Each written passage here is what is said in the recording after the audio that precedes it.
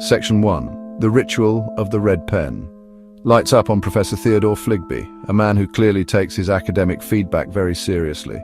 His wild hair and glasses give him an eccentric air, but his demeanor is all business. He's in his office, but it looks less like a place of work and more like a medieval alchemist's den. The room is filled with alchemical tools, ancient scrolls, and dusty books. Papers stacked everywhere, empty coffee mugs huddled like defeated soldiers, and a lone desk lamp casting long, dramatic shadows. It's a scene of organized chaos, but the centerpiece is Fligby himself, dressed in a velvet smoking jacket, adjusting his spectacles with an air of grave importance. He looks like a character out of a Victorian novel. He circles his desk, not once, but thrice, each step measured, each turn deliberate. He inhales deeply, as if preparing for a marathon, not a marking session. The air is thick with anticipation. He holds aloft a bright red pen, the light glinting off its plastic casing, like a beacon in the academic darkness. This pen is his weapon of choice. "All right," he mutters to himself, "let the games begin." His eyes narrow with focus. He cracks his knuckles, then picks up the first paper with the delicate touch of a safecracker disabling a laser grid. Each movement is precise. This, my friends, is serious business.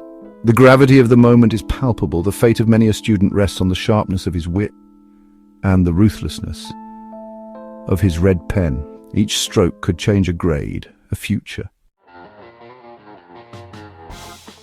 First up, the introduction, the gateway to every thesis, where the tone is set and the journey begins. Fligby squints at the page, his eyes narrowing as he tries to make sense of the opening lines. "Ah, yes," he murmurs, "the introductory purgatory, a place where many have wandered, lost in a sea of words. He's seen it all before.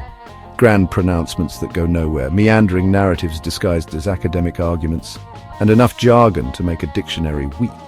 It's a familiar battlefield. He pulls out a bingo card labeled Introduction Bingo.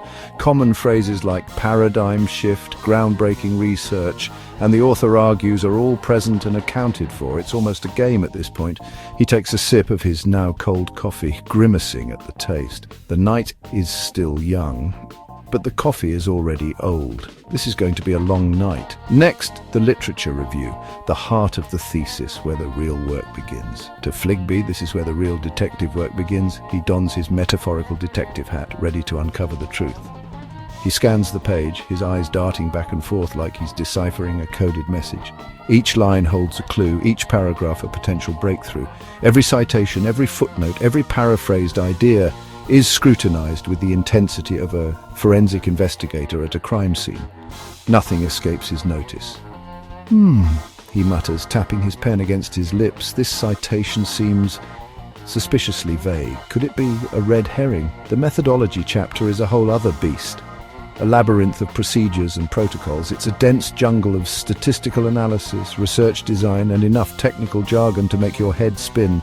But Fligby is undeterred. Fligby, however, seems strangely energized by this. The complexity fuels his curiosity. He dissects each sentence with surgical precision, highlighting obscure methodological flaws with the glee of a child discovering a particularly juicy worm. And then, the results, the moment of truth. Fligby leans back in his chair, a deep sigh escaping his lips. The weight of the results is palpable. This is where students either soar with the eagles or crash and burn. The stakes have never been higher.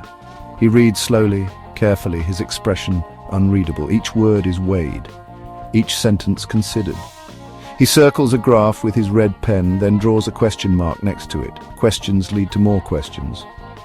"Interesting," he mutters to himself, "but is it statistically significant?" The answer could change everything. The jury is still out. The final verdict awaits. Section 3. The Professor's A Field Guide.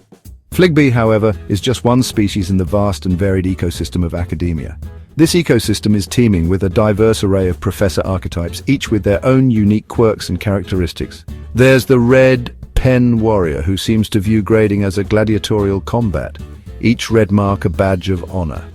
These professors are relentless, and their feedback can often feel like a battlefield report. These professors treat essays like war zones, riddled with grammatical errors and stylistic inconsistencies.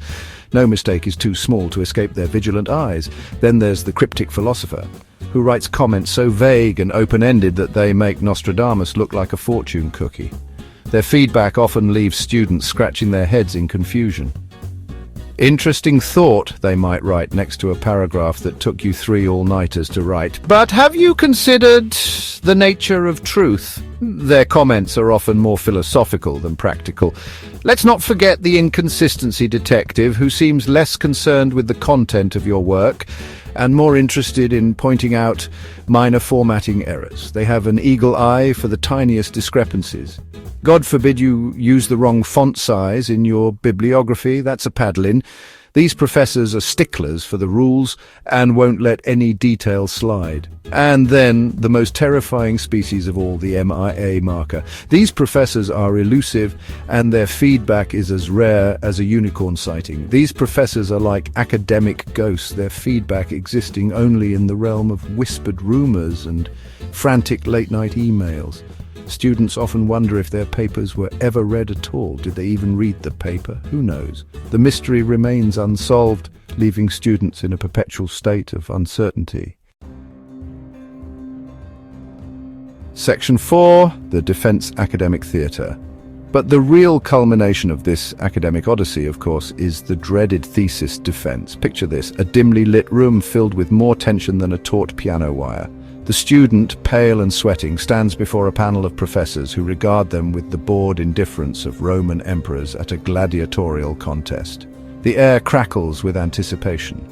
The student begins their presentation, their voice trembling slightly as they navigate the treacherous terrain of their research. The professors, meanwhile, seem determined to maintain their air of aloof detachment. They doodle on notepads, whisper amongst themselves, and occasionally glance up as if startled to remember that the student is still there. Section 5, Feedback lost in translation. The defense, however, is just the main course in this academic feast. Dessert comes in the form of the feedback meeting, where professors gather to dissect the student's performance with all the subtlety of a chainsaw. The student sits across from them, desperately trying to decipher the professor's cryptic pronouncements. Your research shows promise. One professor might say, which in professor speak could mean anything from "you're a genius" to "we've seen worse." Your methodology was unconventional. Another professor might add, their lips twitching ever so slightly at the corners. The student, meanwhile, just nods along, desperately trying to appear like they understand what's going on. It's like a game of charades, but instead of acting out movie titles, they're trying to interpret the nuances of academic euphemisms. Section 6, the aftermath. Freedom and its discontents. But then, just like that, it's over. The defense is done, the feedback delivered. The student emerges from the academic crucible, blinking in the harsh light of day like a newborn creature taking its first breath. They are free. Yet with freedom comes a strange sense of emptiness. No more late nights hunched over a laptop. No more frantic trips to the library. No more existential dread over citation formats. What are they supposed to do with all this newfound time? They wander around campus, a ghost haunting their own past. They see other students still trapped in the academic trenches and feel a strange pang of nostalgia. It's like they've left a cult. They know it was probably for the best, but they still miss the camaraderie, the shared sense of purpose, the constant fear of impending deadlines. Section 7, Epilogue. The cycle continues, but life, as it always does, goes on. The student graduates, moves on, maybe even forgets the horrors of thesis writing, almost. And Professor Fligby, he's still in his office, surrounded by stacks of papers, a fresh pot of coffee brewing, and a brand new pack of red pens gleaming menacingly on his desk. He picks up the first paper, a mischievous glint in his eye. The cycle continues. The curtain falls slowly.